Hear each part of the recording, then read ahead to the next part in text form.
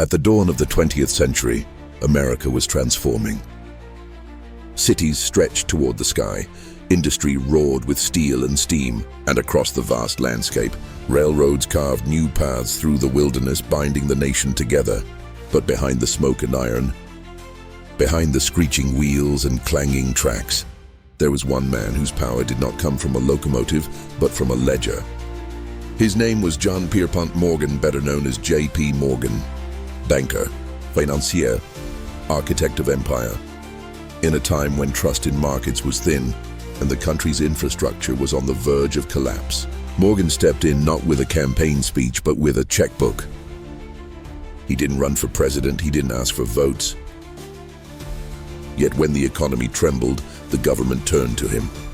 This is not just the story of money, it's the story of control, of crisis, of one man who reshaped the American railroad system and in doing so, built a legacy that still echoes across Wall Street to this day. He was born into money, but J.P. Morgan didn't just inherit wealth, he inherited ambition. Born in 1837 in Hartford, Connecticut, John Pierpont Morgan was raised in the image of power.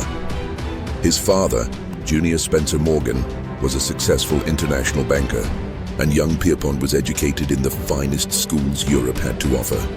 He spoke fluent French, studied in Switzerland, and sharpened his financial instincts under his father's watchful eye in London. Even then, Morgan wasn't interested in small gains. He thought big and moved quietly. By the time he returned to America, Wall Street was still young, raw, and chaotic. But Morgan saw opportunity. While others were chasing profits, he was building systems. He believed in structure, in discipline, in control. And in the volatile decades after the Civil War, that control would become his greatest asset. Morgan didn't seek fame. He didn't campaign. He studied the game, then rewrote the rules. With every investment, he grew more influential.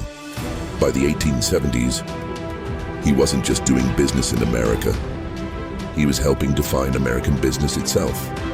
The rise of Morgan wasn't loud, it wasn't dramatic, but it was absolute.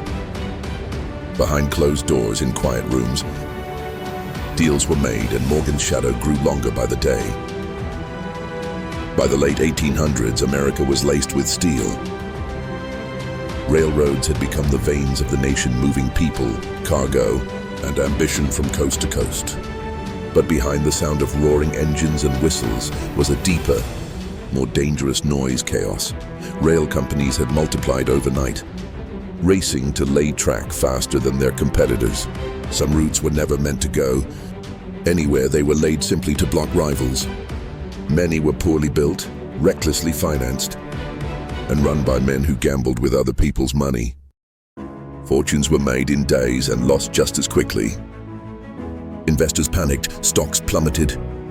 Trains sat idle on rusted rails, while newspapers called it a national embarrassment.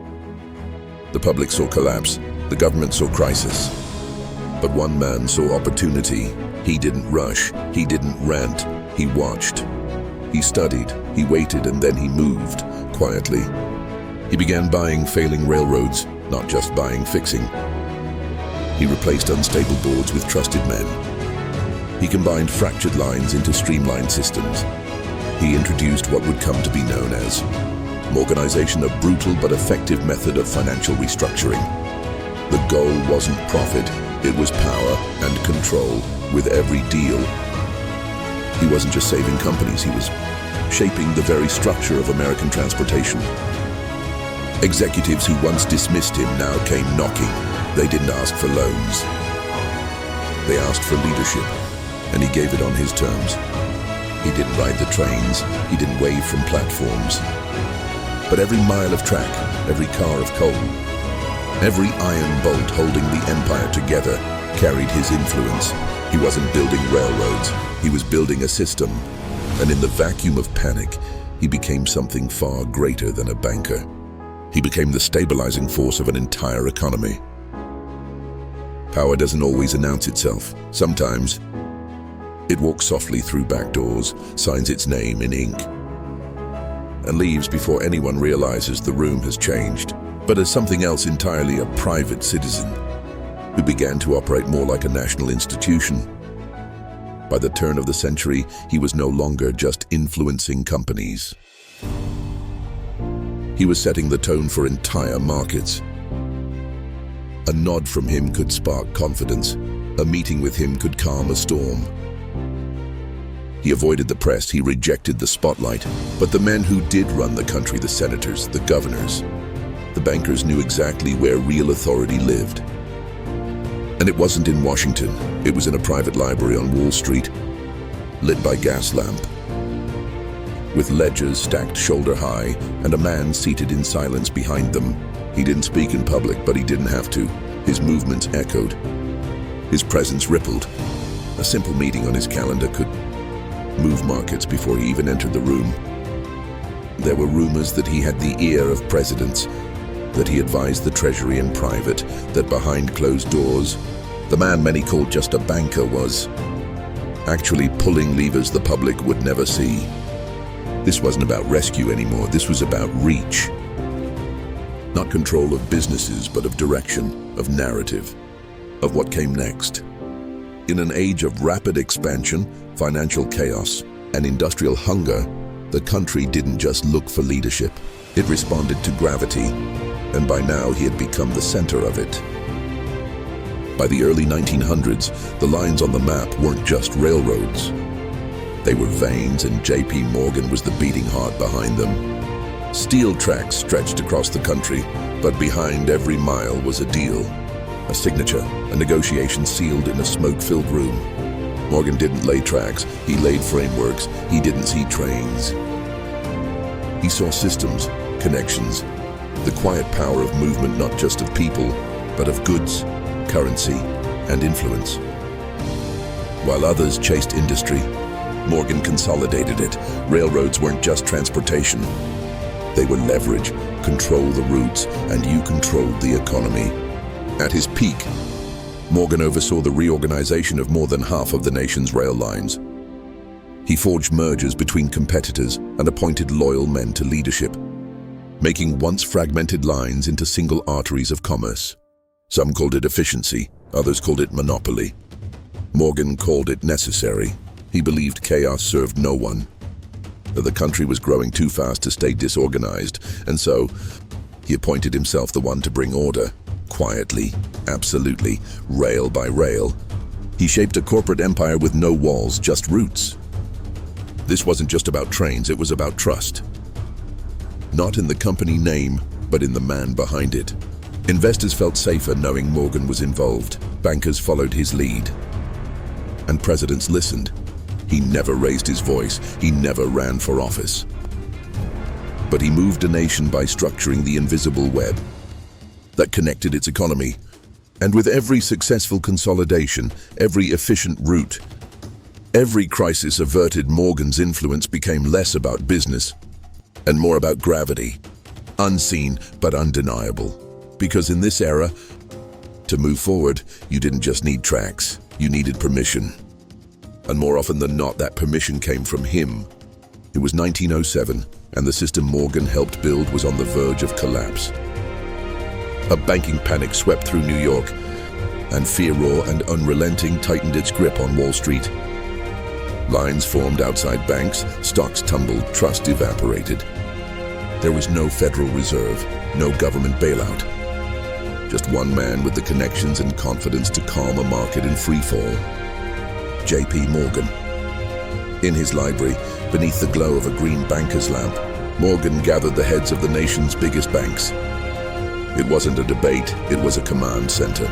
With unwavering focus, he reviewed balance sheets, evaluated who could be saved, and made decisions that echoed through the marble corridors of finance. Some firms received lifelines, others were left to fall. At one point, Morgan locked the doors until the bankers signed a pact to inject liquidity into the market. No one left the room until the signatures were on paper. In that moment, the fate of the U.S. economy was held not in Washington, but in the grip of one financier. The panic subsided, order returned, and the myth of Morgan deepened. Some called him a savior, others feared his dominance.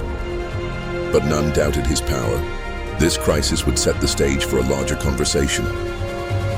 If one man could rescue the economy, what happened when he wasn't around? The seeds for the Federal Reserve were quietly planted, but in 1907, it was still Morgan who held the line. By the time the dust from the panic had settled, one truth lingered in the corridors of both power. And panicked, the country could no longer afford to rely on a single man. No matter how powerful, no matter how brilliant, no matter how Morgan. It was out of this realization that the Federal Reserve was born not from Congress, not from public demand, but from necessity, from fear, from the acknowledgement that control had to outlive the controller. The secret meeting on Jekyll Island would go down in economic lore. A handful of bankers, economists, and Morgan's own trusted associates gathered under the veil of darkness, their names concealed, their mission hidden to design a central banking system that could prevent another panic but without ever appearing to centralize power. Because Morgan's model worked too well, but it also scared people. The idea that one man could rescue or ruin the entire economy was too much for a democratic nation to stomach. The Aldrich Plan laid the groundwork. The Federal Reserve Act would finalize it. And though Morgan didn't author the bill, his fingerprints were all over its architecture. The Fed wouldn't be born in protest of him, it would be built in his image. Not a president, not a king, not even a chairman, but a force, a method, an understanding of financial gravity that now had to be institutionalized. In the halls of Washington, voices debated. But on Wall Street, they already knew the age of Morgan had given birth to something larger. Less visible, less human, but still powerful. And as Morgan's health declined and his empire slowly passed to others, what he left behind wasn't just a legacy, it was infrastructure. Not just in steel or banks, but in the very rhythm of the American economy. As the era of trust-busting and reform gained momentum, the spotlight that once revered J.P. Morgan began to burn hotter. His empire, once untouchable, came under public scrutiny. The very deals that had made him a master of industry were now held up as evidence of monopoly and unchecked power. The Pujo Committee hearings became a theater of accusation. In a crowded courtroom, Morgan, aged and resolute, sat beneath gas lamps and took questions about his control over banks, railroads, and industry. His calm answers couldn't erase the unease. The myth of the benevolent banker was being challenged by a new America, one less trusting, more skeptical. The world had changed. The financial system he had ruled was evolving beyond personal influence. Institutions, laws, and watchdogs began replacing whispered deals and gentlemen's agreements. Morgan's greatest strength, his centrality, was now seen as the system's greatest flaw. He was still respected, still feared, but he was no longer needed in the same way. As if the world had used his blueprint to build something larger, and then quietly asked him to step aside. Morgan didn't protest. Perhaps he knew it was time. That control, like capital, must sometimes be divested for something greater to grow. And with that, the era of the individual titan ended, replaced by systems, committees, mechanisms of control that didn't have a face, just rules.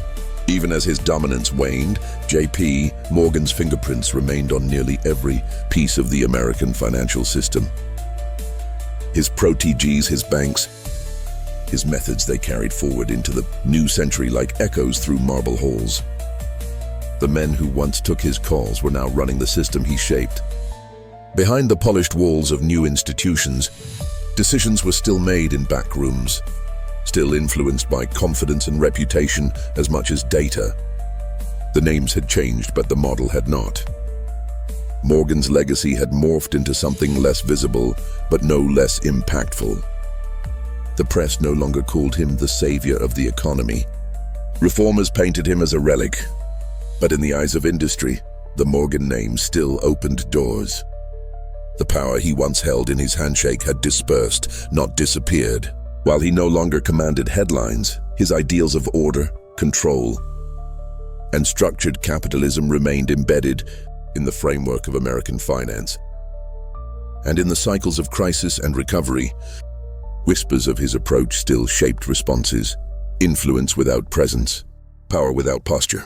In the years that followed, the tide turned further away from private empire and toward public governance. The Federal Reserve gained strength, regulatory bodies expanded, and Washington began to play the role that Morgan once filled: lender of last resort, stabilizer, market whisperer. Banking was no longer about personality, it was about process. The shift was not just structural, it was cultural. The age of barons gave way to bureaucrats. Confidence was measured in policy, not presence. Morgan's world, the one built on backroom assurances. And personal credit was fading. The state was now the ultimate counterparty. The economy no longer bent around one man's will. It moved by consensus, by design, by code. Yet the model Morgan introduced of coordinated control to prevent collapse still lived on. Just in different hands, his vision outlived his relevance. It became institutionalized, tamed. The wild brilliance of one man's command was replaced with procedures, committees, and regulation. The power of the purse had moved to Washington, but it carried with it the blueprint of Wall Street, a blueprint once drawn in Morgan's hand, even in retirement and later in memory. Morgan's playbook was read aloud by men who had never shaken his hand. With Morgan stepping back, the financial world began reshaping its structure. Public confidence now had to be built through accountability and transparency, not backdoor meetings in smoke-filled rooms. Regulation began to carry weight. Trust began to require verification. The panic of 1907 had revealed the fragility of a system too reliant on the judgment of one man. So the government began crafting its own tools: currency control, central clearing, emergency lending. And while these instruments were technical, their roots were unmistakably Morganesque. What had once been done with a phone call from Morgan's library was now replicated by state machinery: slow, deliberate, institutional. America was no longer content with captains. It wanted codes, it wanted systems, and yet, in those systems, the silhouette of the old banker remained. In the aftermath of Morgan's fading influence, new thinkers emerged: policy architects, economists, technocrats. Their mission: build a system that wouldn't need a Morgan next time. But even as they constructed this modern financial framework, they borrowed liberally from his legacy. The Federal Reserve Act wasn't just a break from the past, it was an inheritance. The men who authored it had studied Morgan's methods, observed his crisis management, and replicated his logic in institutional form. The new stewards of finance weren't railroad barons or industrial tycoons. They were academics, appointees, servants of the public interest, but with a playbook drafted in the Gilded Age. Still, no longer could one man be the lender of last resort. No more could a private office stabilize markets with a signature. The new era demanded collective memory, not individual brilliance.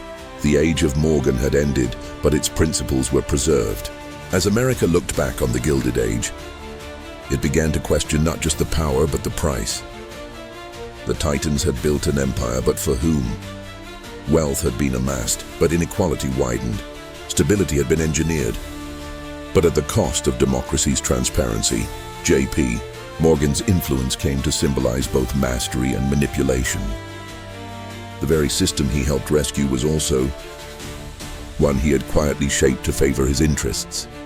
In classrooms, editorials, and policy debates, his name sparked admiration and unease alike.